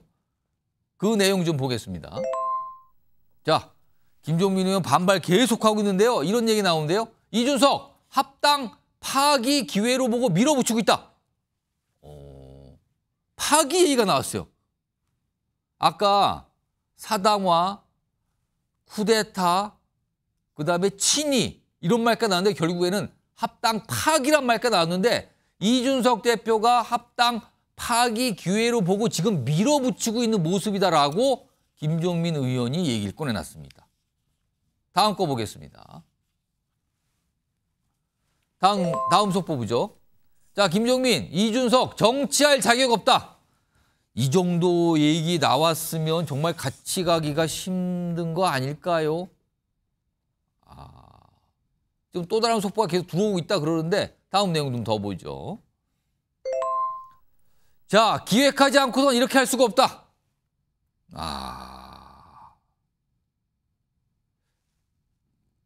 지금 뭐 이쯤 되면요. 이거 일단 김철영 교수님. 이거 이쯤 되면 뭐 넘어간 겁니까, 선을? 뭐 거의 뭐 결별 수순이 왔다고 봐야 되죠. 왜냐하면 그 이낙연 대표가 지금 이준석 주도하는 개혁신당에서는 이제 더 이상 할 일이 없는 거거든요. 그래서 약간 모양새는 빠지긴 하지만 이낙연은 이낙연의 길을 가야 되는 거거든요. 그래서 결국은 이제 호남을 기반으로 한 새로운 호남 신당을 창당할 수밖에 없는 부분이 있고요. 원래 그렇게 하려고 했었죠. 원래 그렇게 하는 게 맞았습니다. 그랬다가 개혁신당을 그러니까 빅텐 들어가서 개혁신당이 된 거죠. 맞습니다. 근데 이번에 다시 거길 나오는 셈이 되는 거예요. 그러면 그러니까 이준석은 이준석대로 원래 구정치와 단절을 하는 부분이 있기 때문에 이준석은 이준석대로 가는 게 맞았고 이낙연대로 호남을 기반으로 한 신당 창당하는 게 맞았거든요. 왜냐하면 지금 민주당에서도 보면 문명 충돌이라고 해서 결국은 이재명 대표가 친명으로 주류 교체를 하는 상황에서 결국은 우리 친문계 인사들이 결국 공천에서 많이 배제되는 상황이 나올 수밖에 없거든요. 근데 대부분의 친문 인사들이 보면 호남을 기반으로 하고 있는 호남 출신 정치인들입니다. 결국은 어떻게 보면은 그 이재명의 어떤 공천하는 파동을 보면서 호남 민심도 굉장히 흔들릴 가능성이 커 보이거든요. 그렇다면은 제가 볼 때는 그 이낙연의 신당이 결국은 그 민주당에서 탈당하는 의원들을 받아서 결국 호남에서 해야 되는 부분이 있고요. 2016년도에 보면은 안철수의 국민의당이 호남에서 돌풍을 일으켰는데 그때는 호남 민심이 문재인 당대표에 대한 견제 심리가 있었습니다. 그렇기 때문에 지금 호남에서 바라보는 이재명 대표에 대해서는 불안하고 좀 못마땅한 부분이 있거든요. 그렇기 때문에 아마 이낙연 대표는 새롭게 호남 신당을 만들어서 호남에서의 어떤 이재명 대표에 대한 견제 심리를 파고드는 그 전략으로 새로 나가야 되지 않을까 이렇게 보입니다. 이렇게 되면 아직은 뭐 최종 마무리 아니지만 지금 말하는 거 보면 이거는 뭐 다시 분리가 되는 것 같단 말이에요, 지금요. 정기랑 교수님. 그러면은 이준석 대표, 그러니까 이준석 신당을 지지했던 지지자들이 원래 있어요. 최근에 이 개혁신당 이 통합에 대해서 반발했거든요. 그럼 그 지지자들은 어떤 반응을 보일까요? 이 모습에 대해서. 일정 부분 저는 이제 그게 아마 원인일 수도 있겠다는 생각이 드는 거예요. 무슨 얘기냐면 이번 개혁신당 합당 과정에서 2030 소위 이른바 이대남을 중심으로 한 기존 구개혁신당 지지층이 상당 부분 탈당을 했잖아요. 근데 거기에 상당히 이준석 대표가 당황했던 것 같아요. 생각 이상으로 이게 후폭풍이 컸다. 자, 이런 상황에서 이걸 초기에라도 개혁신당 초기에 이 문제에 관한 내가 분명히 할 필요가 있겠다. 이것이 또 오늘 최고의 결과로 나타났다. 선거 캠페인과 정책 결정의 권한을 나한테 위임해달라. 이것은 다른 말로 하면 앞서 이 후폭풍은 당황스러움이었고 이번은 이준석 대표의 조급함이다. 이걸 빨리 내가 마무리를 지어야 되겠다. 그래서 개혁신당 앞서 제가 말씀드렸습니다만 이준석 당이다 라고 하는 걸 분명히 하겠다라고 하는 그 조급함이 오늘 갈등의 도화선이 된 걸로 보여지고요. 그렇다면 불가피하게 떨어져 나가는 부분이 있다면 또 한편으로는 2030 지지층을 중심으로 일부 또 복원되는 부분도 있을 수는 있겠다. 그러나 그것이 한 번 떨어져 나간 지지층이 다시 돌아오는 경우에는 얼마나 돌아올 수 있을지는 대단히 회의적인 생각입니다. 요거 마지막으로 그러면은 만약에 분리가 돼요. 새로운 미래가 다시 분리가 된단 말입니다. 그러면 아무래도 호남을 기반으로 할 거 아닙니까? 그럼 호남 유권자분들은 그 새로운 미래를 어떻게 보는 겁니까? 현재 시점에서도 새로운 미래, 이른바 이낙연 대표를 중심으로 한 개혁신당 그 정파에 대한 기대감은 대단히 낮습니다.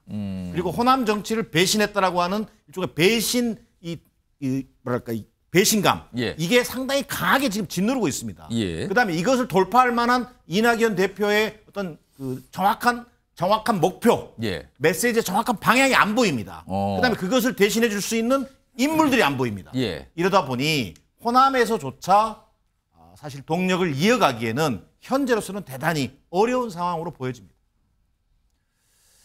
자, 지금 상황에서 김종민 의원이 국회에서 뭔가 좀 설명을 추가를 하고 있다는데 잠시 들어보겠습니다. 그때 통합 재검토 선언을 하겠다라고 저한테 얘기를 했어요.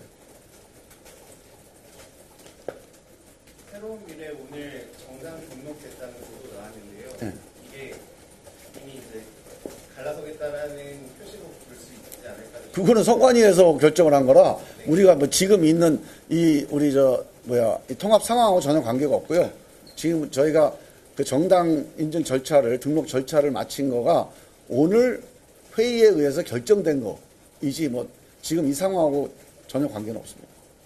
오늘 최고회 끝나고 이 상황에 대해서 이원우 정무청 의원님과 상황에 대해서 공유를 하셨습니까?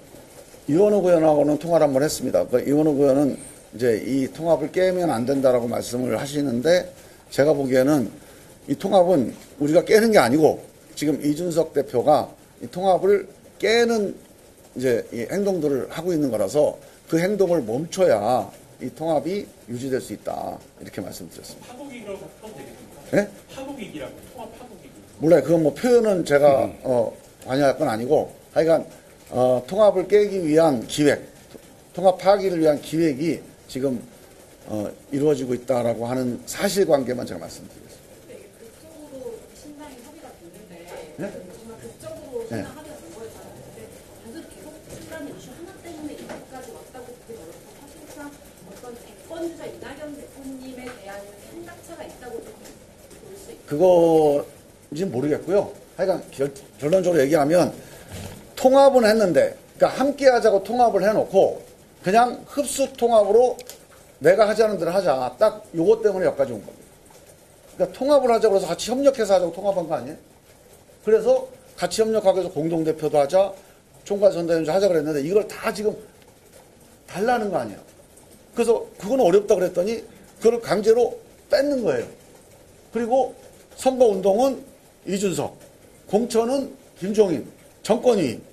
정권위임을 무슨 예를 들어 홍보 역할, 무슨 뭐 디자인 정권, 협상 정권 이건 가능하지만 정당의 선거 관련된 모든 일체, 공천 관련된 모든 일체를 정권위임을 한다는 게 이게 기본적으로 정상적인 겁니까? 근데 이거를 이제 계속 주장한다는 거는 자, 들어보니까 일단 뭔가 서로 강을 건넌 것 같긴 하죠. 조금 아직은 뭔가 확정적으로 단정적으로 말씀드릴 수는 없지만 분위기 상태는 확실히 서로 강을 넘어간 것 같아요. 한번 기다려보도록 하고요. 자, 지금 시각 보니까요. 오후 6시 31분 지금 지나고 있습니다. 여러분께서는 대한민국 시사중심 MBN 뉴스와이드 지금 보고 계신데요. 이 와중에 또 속보가 들어왔는데 이건 국민의힘 공천 관련 내용이군요. 발표가 있었습니다. 자, 13개 선거구 단수 후보자 확정했습니다. 그럼 내용 좀 더 보죠. 속보로요.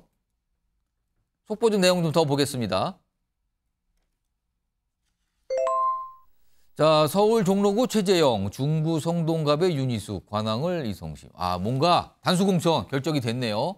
속보가 좀 더 있으면 하나 더 보죠.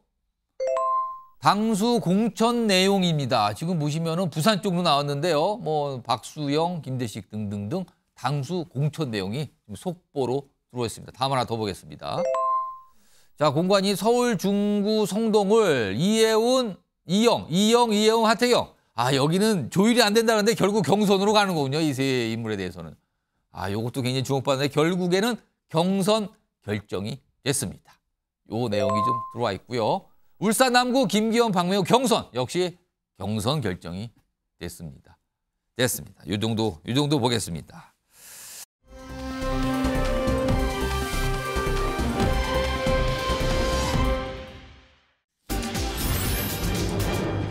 자, 이번에는 그러면은 이전에도 계속 뭔가 격돌했다는 얘기인데 이번에 석사장교 문제로 붙었다. 석사장교 문제로 붙었다. 두 인물이 충돌을 한 건데요. 앞서서도 간혹 충돌했는데 이번에는 아주 본격적으로 충돌하는 모습인데요. 어떤 인물들인지 들어보겠습니다. 운동권 정당 이런 말을 하는 얘기를 듣고 전 사실은 실소를 금할 수가 없었습니다.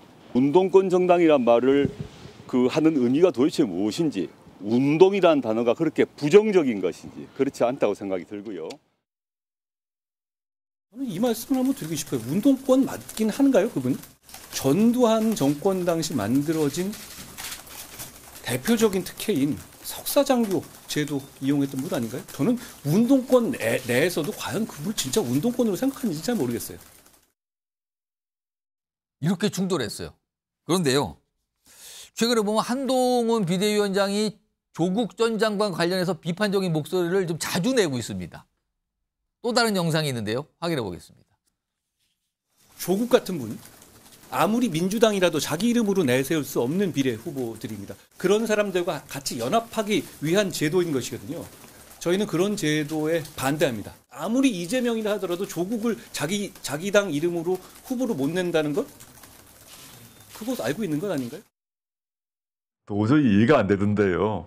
연동형이건 병립형이건 3%를 획득하면 의원을 배출합니다. 수사 기소 관련 외에는 다른 법률은 모르는 것 같습니다. 다른 법률은 전 이해 안 되는 말씀을 많이 하시더라고요. 윤영걸 전 대표님. 한동훈 비대위원장의 발언을 보면 그동안은 이재명 대표를 겨냥한 날선 비판이 굉장히 많았거든요. 근데 이번에는 방향을 바꿔서 조국 전 장관 쪽으로 가는 겁니까? 이거 어떻게 좀 봐야 됩니까? 뭐 한통속으로 몰고 가는 거죠. 예, 민주당, 이재명, 조국 한통속으로 몰고 가는 거죠. 이 조국을 공격했다기보다도 뭐 쓰리 쿠션이다, 성동 격서 전략이다, 뭐 이렇게 볼 수 있겠습니다. 그러니까 민주당의 지금 딜레마가 그거잖아요. 예. 조국에 대해서 완전히 끊지도 못하고 그렇다고 한편이라고 선언도 못하고 그렇습니다. 그런 애매한 입장이잖아요. 그래서 그 문재인 대통령도 예전에 조국 방문했을 때 그 공지영 책 그날 추천을 했어요. 그렇습니다. 그 책이 뭔가면은 너는 다시 외로워질 것이다. 예. 그 책이 쓴 공지영 작가가 그동안에 조국을 지지했다가 내가 잘못했다. 약간 비판적 입장으로 바뀌었죠. 반성을 한 걸 전향을 했어요. 그럴 정도로 그 한동훈 그 위원장이 조국 얘기를 하는 거는 조국 당신은 석사장교 나온 사람이니까 운동권 청산을 지금 국민의힘이 얘기하는데 청산 대상도 아니다. 운동권에도 못 끼는 사람이다. 그러니까 아예 비하하는 거죠. 거기에 대해서 민주당도 조국한테 절연을 해야 되는데 지금 조국의 강을 힘들게 건너왔는데 또 새 강이 하나 나왔어요. 그런데 새 강 정도가 아니라 조국의 바다가 지금 나오게 생겼어요. 또 출마하고 연합공천하자고 하고 여러 가지로 하면은 민주당 이미지가 조국에 이 덮어 씌워져 가지고 민주당이 이 황골탈퇴하는 모습을 보이기가 갈수록 어렵지 않지 않겠느냐. 지금 여론조사한 것도 보면은 조국 출마가 잘못됐다고 하는 비율이 한 63%까지 나오잖아요. 그러니까 한동훈 비대위원장이 영리하게 그 틈을 지금 파고 들어가서 아픈 부분을 계속 찌르고 있는 거죠. 네. 지금요, 조국 전 장관은 사실 문재인 정부의 대표적인 인사죠. 그런데 최근에 김경률 비대위원, 국민의힘 비대위원, 오늘 또 다른 문재인 정부 때 핵심 인사인 임종석 전 비서실장과 관련해서 뭔가를 강하게 비판합니다. 그 내용도 들어보겠습니다. 연면적 69평 규모의 평창동 주택입니다. 테러홀딩스는 매입과 동시에 대대적인 리모델링을 거쳤다. 평창동 주택에 대해서 임종석 전 비서실장은 6월 7일 계약을 맺고 사흘 뒤인 10일 입주를 끝냈다. 그리고 전세보증금은 7억이었다. 테러홀딩스의 오너는 김동석 회장이고 전남 장흥군 같은 고향 출신입니다. 평소 호영호재하는 사이이고 이에 대해서 각종 사진으로 얼굴들이 알려져 있습니다. 그러니까 김경률 비대위원이 뭔가 임종석 전 실장과 관련해서 의혹 제기를 한 거예요. 오늘 의혹 제기가 나왔으니까 임종석 전 실장 측에서 요거에 대한 반박이 있을 수 있거든요. 그 내용을 좀 기다려보도록 하고요. 그건 뭐 반박이 연락이 돼서 저에게 저희 뉴스와이드에 들어오면요. 충실하게 소개해드리겠다는 말씀 강조해드리고요. 일단 요 얘기 해보죠. 김영주 전 의원님. 네. 그러니까 김경률 비대위원은 임종석 전 실장을 굉장히 뭔가 이렇게 압박하는 그런 의혹 제기를 하고 있고요. 그리고 앞서서 한동훈 비대위원장은 조국 전 장관을 압박해요. 근데 조국 전 장관, 임종석 전 실장은 문재인 정부 때 핵심 인물들이에요. 네. 이거 무슨 그림입니까, 이거는? 사실은 이제 민주당의 또 비례연합 그 정당과 관련해서 또 진보당과 연계된 소식까지 뉴스까지 포함해서 보면 실제로 한동훈 비대위원장, 김경률 비대위원이 하는 말씀은 전체적으로 이재명 대표의 말하자면 좌파 전략, 좌파와 함께하는 진보당과 함께하는 그런 부분까지를 생각해 놓고 있는 것 같아요. 전체 좌파 진영을 약간 겨냥하면서 하는 얘기다 지금. 예. 그래서 상당히 그게 간단하다고 생각이 안 돼. 처음에는 기본적으로 보면 윤 정부 심판론 대 운동권 청산, 그때의 운동권 청산은 586 운동권인데 경우에 따라서는 홍준표 시장이 얘기했듯이 이게 사실은 상대적 경중으로 보면 586 운동권 청산은 별거 아니다. 스스로 민주당에서 쳐내면 될 부분이고 우상호, 뭐 임종석, 이인영 이렇게 한 부분인데 실제로 지금 말하자면 한동훈 비대위원장과 또 실제로 김경률 비대위원이 하는 것은 단순히 말하자면 임종석만 타겟팅하는 게 아니라 조국을 뛰어넘어서 실제적으로 민주당이 겨냥하고 있는 진보당과의 연합, 진보연합, 그리고 그 뒤에 있는 이제 뭐 조성우라든지 박성훈과 같은 분들과 제야 시민단체와의 결합에 있어서의 그런 큰 틀에서의 과거형이 아니라 진행형의 운동까지 포함되는 어떤 그 타겟팅의 공격입니다. 지금 현재 민주당 이재명 대표가 자고 있는 어려움이 그런 거거든. 진보 정당에서 사실은 여러 가지 지역구 자리를 같이 밭으로 얘기하고 있고 어렵다는 부분 아닙니까? 그리고 많은 사람들이 민주당의 현재 진행 과정이 중도층을 보는 것이 아니라 이상하게 중도가 싫어하는 방향으로 가고 있다라고 하는 비판이 많거든요. 지금 현재 최근에 민주당이 왜 국민의힘보다 지지가 떨어지고 있느냐에 대한 배경으로 그렇게 얘기하는데 그런 의미에서 저 공격은 간단하지 않고 매우 적절한 역할 분담을 통해서 진행되고 있다. 저는 그렇게 봅니다. 그러니까 지금 야당 쪽에 약간 약점을 파고들면서 저렇게 압박하는 거 아니에요? 이런 분석이셨는데 아무튼 이런 내용들이 지금 뭐 당사에서 좀 진행 중이고요.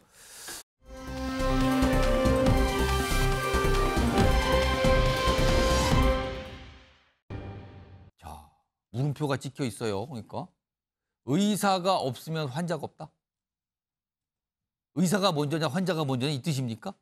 의사가 없으면 아픈 사람이 안 생기는 건가요? 이런 얘기를 했는데 의문부가 찍혀 있죠, 지금요. 자, 오늘 정부에서도 지금 최근에 전공의들의 집단 사직과 어떤 뭐 병원을 떠난 문제 강력히 대처하겠다는 얘기 있고요. 오늘 의대 학장들이 또 입장을 내기도 했습니다. 뭐 관련된 목소리 영상 묶었습니다. 확인해 보시죠. 정부는 이 시간부로 전국 221개 전체 수련병원의 전공의를 대상으로 진료 유지 명령을 발령합니다. 의사협회는 정부의 조치를 의사에 대한 도전이라고 하고 의대생과 전공의들의 자유의사에 기반한 행동을 처벌하려 한다면 돌이킬 수 없는 의료 대재앙을 맞이할 것이라고도 했습니다. 그동안 이러한 인식을 가지고 환자를 치료한 것인지 참으로 충격적이며 참담함을 금할 수 없습니다.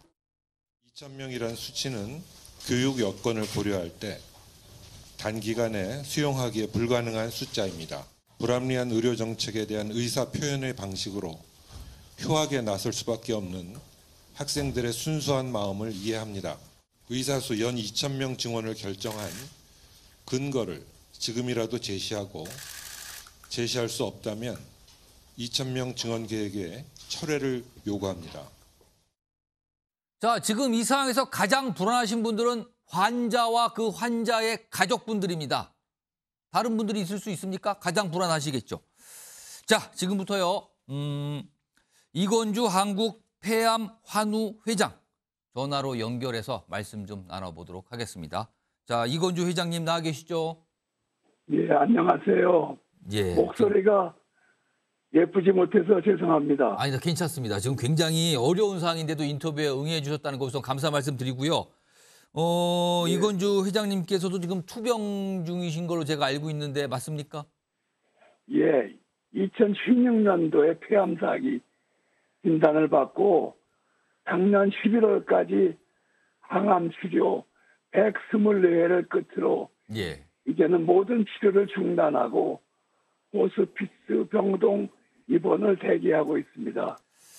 알겠습니다.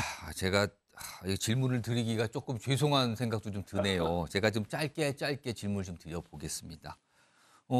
전공의들의 집단 사직이 시작됐고 내일부터는 큰 병원들은 떠난다. 전공의 떠난다. 이런 얘기가 나오는데 환우분들께서 굉장히 불안해하실 것 같은데 주변에서 지금 어떤 얘기들이 나오고 있습니까? 이 환자분들 사이에서요.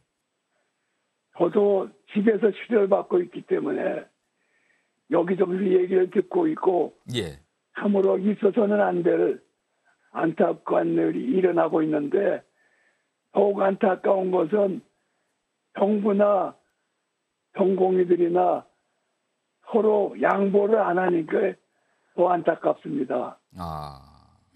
그러시군요. 양쪽 다 아무런 양보를 안 하고 대충 있고 중간에 환자분들만 어려지다 이런 말씀인데요. 그런데요, 지난 2020년 8월 당시에도 전공의 파업이 있었는데 당시에는 회장님께서 환자 단체장 자격으로 의사들을 격려하는 연설을 하셨다 그러는데 이번하고는 좀 생각이 바뀌신 겁니까? 그때 당시하고 지금하고는요? 예, 겉으로 보기에는 의대 정원의 증원은 맞는데 예. 그 당시에는 정치적인 목적으로 어떤 특정 지역에 공공의대를 세운다고 해서 반대를 하고 예. 전공의들을 격려했습니다. 예. 그런데 이번에는 그 반대로 갑자기 2,000명이라는 의대생을 증원한다고 그래서 예. 놀랬고 의사들의 부족과 증원을 해야 하는 건 모든 국민들이 공감을 하고 있는데 예. 이렇게 조급하게 서둘러야 될 문제인지는 생각을 하고 있습니다.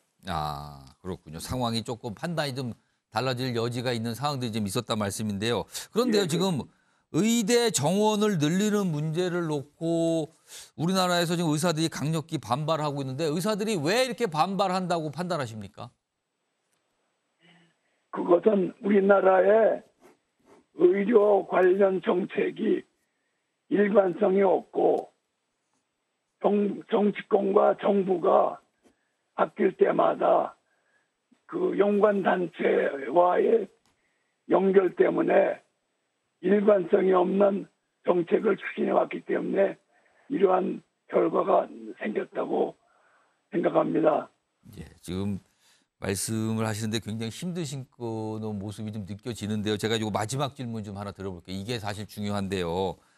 정부와 의사들이 대치하고 어떻게 보면 기싸움처럼 이렇게 모습이 비춰지고 있는데 결국은 가장 피해와 손해를 보는 건 환자분들과 그 보호자 가족들이거든요. 정부와 의사들에게 각각 어떤 말씀을 좀 해주시고 싶을까요? 정부에서는 법과 공권력의 행사에 최소화해야 됩니다. 그 명령 일방의 그러한 행정 조치로는 문제 해결이 되질 않고 관련 단체들과 머리를 맞대고 협상을 이어나가기를 바랍니다.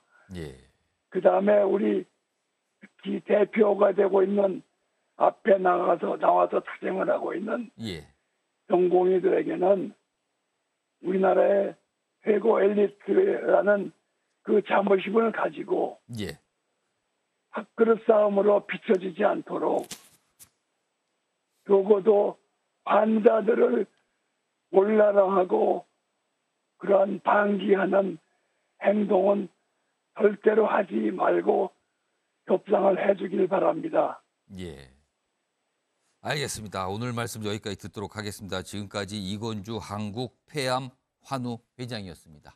감사합니다. 몸조리나 어떤 투병 이런 거 계속 열심히 하시고요. 좀 건강 정말 잘 챙기시기를 당부 말씀드리겠습니다. 고맙습니다. 감사합니다. 굉장히 힘드신데 인터뷰에 좀 응해 주셨어요. 지금요. 말씀까지 좀 들어봤고요. 자, 그리고요. 최근에 전공의들 그리고 어떻게 보면은 굉장히 의료계에서 묵직한 목소리를 갖고 계신 분들이 사실은 약간 도가 지나친 발언을 많이 했다. 이게 좀 많이 보도도 됐거든요. 최근에 나온 목소리가 한 명 있는데 이거 전공의의 목소리인데요. 이 내용 좀 들어보겠습니다. 여러 명분이 있겠지만 가장 중요한 본질은 제 밥그릇을 위해 사직하였습니다. 이제 증원이나 필수 의료 패키지 이후로 더 이상 수련이 의미가 없을 것 같아서 생각해서 바로 나왔습니다. 의사가 환자 두고 병원을 어떻게 떠나냐 하시겠지만 뭐 제가 없으면 환자도 없고. 글쎄요. 이거 좀 어떻게 좀 들으셨을까요? 약간 이런 맥락의 얘기들이 의사들로부터 어떤 글을 통해서 목소리를 통해서 좀 많이 나온 상황이거든요. 그리고요. 이런 모습도 있습니다. 다음 화면 좀 보겠습니다. 이게 의사와 의대생이 사용하는 한 인터넷 커뮤니티에 이게 올라온 내용이라 그러는데요. 이렇게 돼 있어요. 중요하고 병원 나오는 전공의들은 필독해야 된다. 근데 뭐면요. 인계장 바탕화면 의구 공용 폴더 지우고 나오세요. 그러니까 뭔가 삭제하라는 거잖아요. 그리고요. 삭제 시 복구 가능한 병원도 있다고 하니까 제멋대로 바꾸는 게 가장 좋습니다. 복구 안 되게. 그러니까 다른 인계가 안 되거나 다른 사람이 대신 사용할 수 없게 만들라는 뜻이잖아요. 지금요. 이와 관련해서요. 경찰 쪽에서 낸 입장이 있습니다. 들어보시죠. 요거 지금 보시면 그 화면 마지막 거 화면 다시 한번 불러오죠. 지금 이런 글들이 와서 사실은 이거 경찰이 이건 좀 이상합니다 하고 수사에 착수했다는 얘기까지 나왔어요.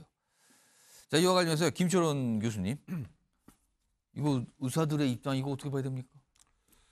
일단 지금 뭐 사실 이제 파업이 현실화되고 있는 상황인데 지금 의사 우리 전공의들이라든가 이런 분들도 좀 조직적으로 저기 호응을 하고 있는 것 같거든요.